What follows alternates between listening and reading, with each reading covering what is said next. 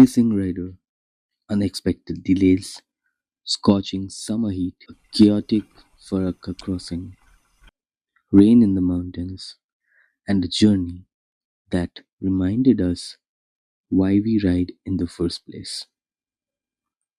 Fear. What is fear? Is it just an emotion? Maybe, but beyond fear lies uncertainty, and beyond uncertainty lies adventure. Would you like to see beyond fear? Welcome to another Wandering Wheels adventure. This time we are riding towards one of North Bengal's hidden gems, Chota Hatta, a small village nestled within the territory of Singalila National Park. Far away from the crowded tourist spots, this journey promises winding mountain roads, endless tea gardens, hidden villages, and experiences that can only be found when you slow down and embrace the ride. But before we begin, let me introduce the riders. This is Sandip, riding his Honda CB350. This is Soham, riding his Yamaha FZS. And this is me. I'm the ride curator and trip leader for this adventure. For both Sandip and Soham, this was going to be their very first experience riding through the mountains on a motorcycle. And as a ride curator and trip leader, it was my responsibility to guide them through their first mountain riding experience, from busy highways of Bengal to the winding roads of the Himalayas.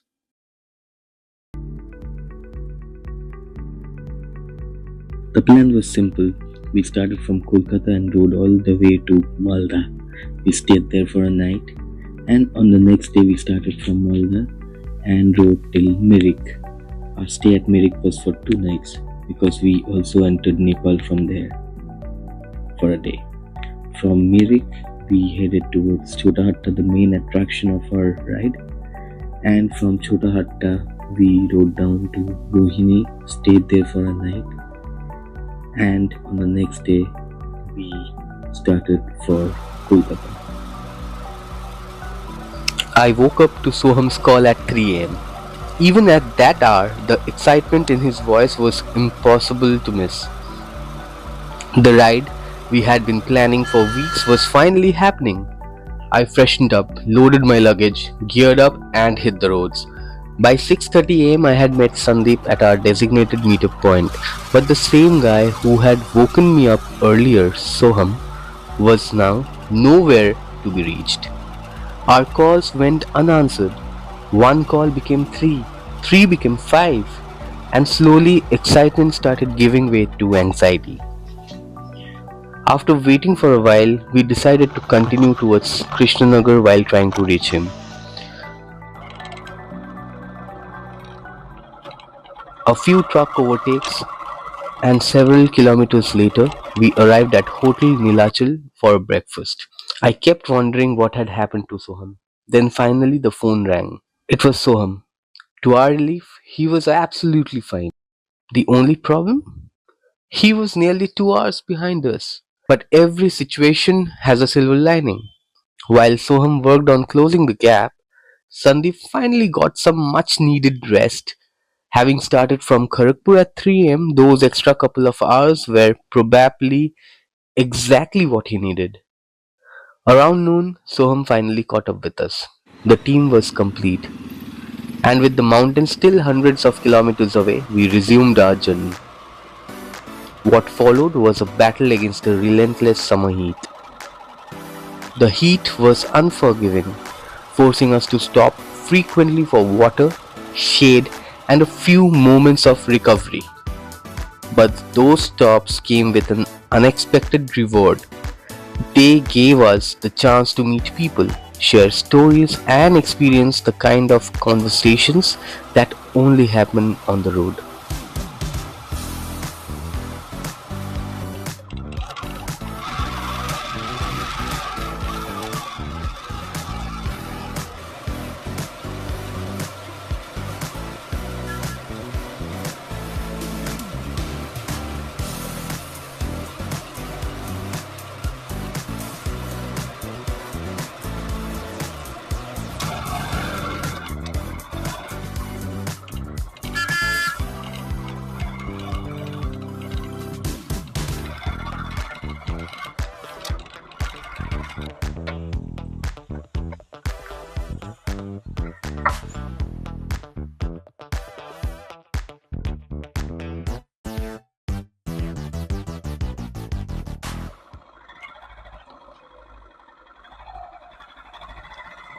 Soon we approached what is often the most challenging section of this route, the Farakka barrage.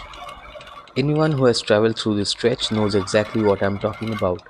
Heavy truck traffic, long delays, slow moving chaos. We were mentally prepared to lose ours here.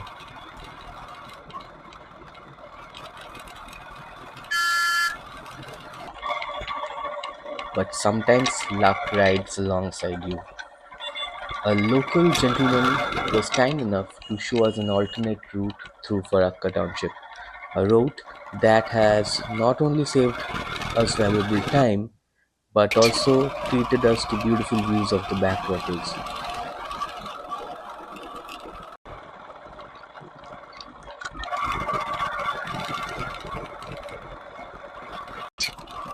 Within minutes, we found ourselves crossing the barrage itself, a section which we had expected to struggle through.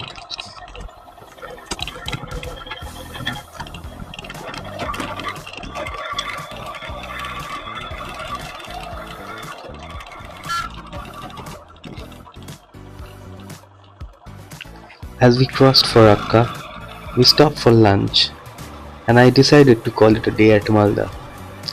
With the plains behind us and the mountains still waiting ahead, our journey to the hills would begin afresh the next morning.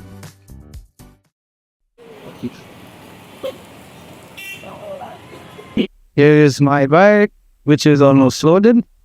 Yes, need to get my jacket on and start with the ride. And here is Soham prepping up the bike. Sandeep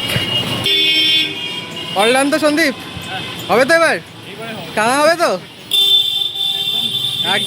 Mirik Mirik চলো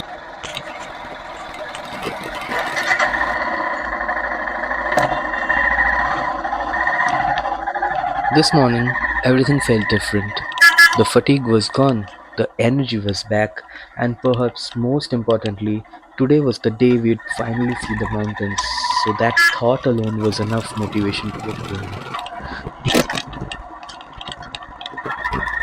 We navigated through the busy roads of Malda before returning to the highways.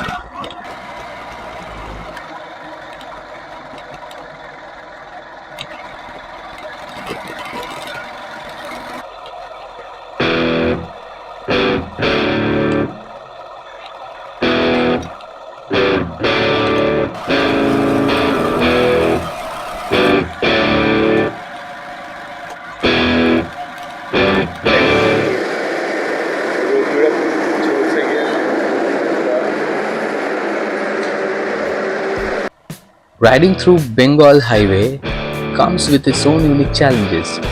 Highway barricades, totos making unexpected turns, pedestrian appearing from nowhere, tractor coming in front. You learn very quickly that riding here requires your full attention. A moment of carelessness can lead to disaster here.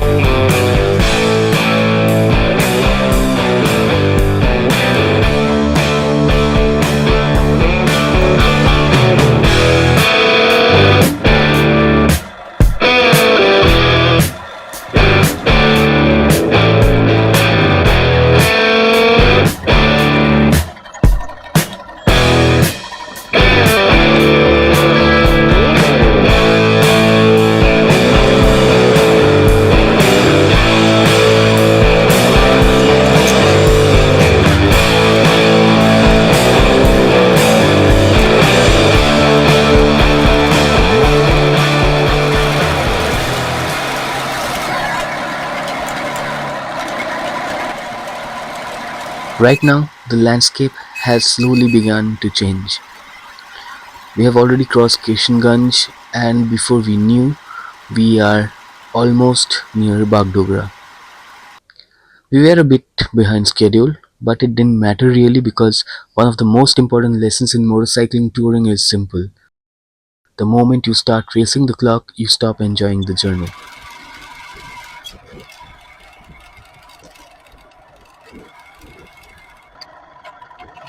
After a short highway break for chicken momo, we got back on our motorcycles and continued our journey. The landscape was beginning to change, and with every passing kilometer, the mountains felt a little closer. Up ahead, dark clouds had started gathering over the hills. But before we could prepare ourselves, the rain gods decided to welcome us with great enthusiasm. Within minutes, the roads were soaked. Rain jackets came out, visors came down, and we continued riding towards the mountains. Somewhere ahead, the Himalayas were waiting.